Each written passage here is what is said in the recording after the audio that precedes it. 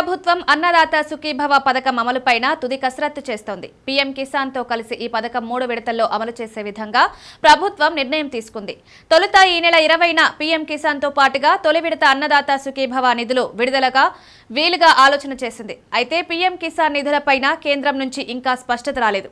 దీని కారణంగా ఈ నెల 20న ఈ పథకం నిధుల విడుదలపైన ఇంకా సస్పెన్స్ కొనసాగుతోంది. కాగా ఇదే సమయంలో ఈ పథకానికి అర్హుల జాబితాలు సిద్ధమయ్యాయి. అన్నదాత సుఖీభవ పథకం ఎంపికలో ప్రభుత్వం అర్హుల ఖరారుపైన జిల్లాల నుంచి సమాచారం సేకరిస్తోంది.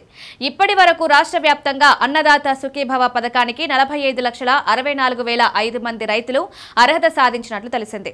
వారిలో 44 లక్షల మంది రైతుల ఈకేవైసీ పూర్తి కాగా 1,20,000 మందికి సంబంధించి ఈకేవైసీ పెండింగ్ ఉంది. చివరిసారిగా 2024 జనవరిలో 53.58 లక్షల మంది రైతుల ఖాతాల్లో సొమ్ము జమ చేసింది. దీంతో పోలిస్తే ప్రస్తుతం 7.94 లక్షల మందికి తగ్గినట్లు తెలుస్తోంది.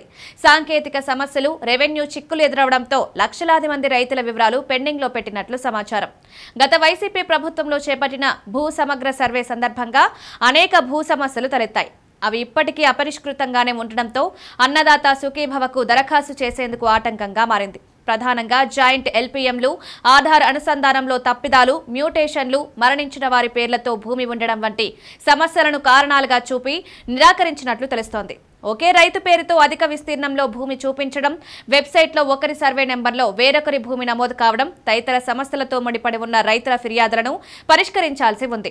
సుమారు 2 నెలల పాటు లబ్ధిదారుల ఎంపికపై ప్రభుత్వం కసరత్తు సాగించింది. వ్యవసాయ శాఖ కమిషనరేట్ నుంచి వచ్చిన వెబ్ ల్యాండ్ డేటా ఆధారంగా అధికారులకు, రైతులకు సంబంధించిన రికార్డులను పరిశీలించారు. తొలుత వ్యవసాయ అసిస్టెంట్లు, మండల వ్యవసాయ శాఖ అధికారులు పరిశీలించి తమ పరిధిలోని అంశాల మేరకు అప్రూవల్ తెలిపారు. రెవెన్యూ శాఖకు సంబంధించిన అంశాలను తహసీల్దార్ల లాగిన్ కు పంపారు. తహసీల్దార్లకు పంపిన పెండింగ్ రికార్డులను మినహాయించి ప్రభుత్వం అప్రూవల్ అయిన మేరకు జాబితాను ఖరారు చేసినట్లు తెలుస్తోంది.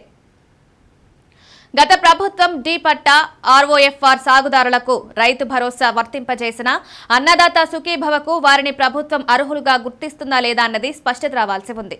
వెబ్సైట్లో ఆ రైతుల భూములను ప్రభుత్వ భూములుగా చూపించడంతో అధికారులు వారిని పరిగణించడం లేదని సమాచారం. దీంతో లక్షలాది మంది రైతులు సాయానికి దూరమయ్యే ప్రమాదం ఉందని, వీరితో పాటుగా కౌలు రైతుల విషయంలోనూ ప్రభుత్వం ఏం చేయబోతుందనేది ఇప్పుడు రైతులు ఆసక్తిగా ఎదురుచూస్తున్నారు.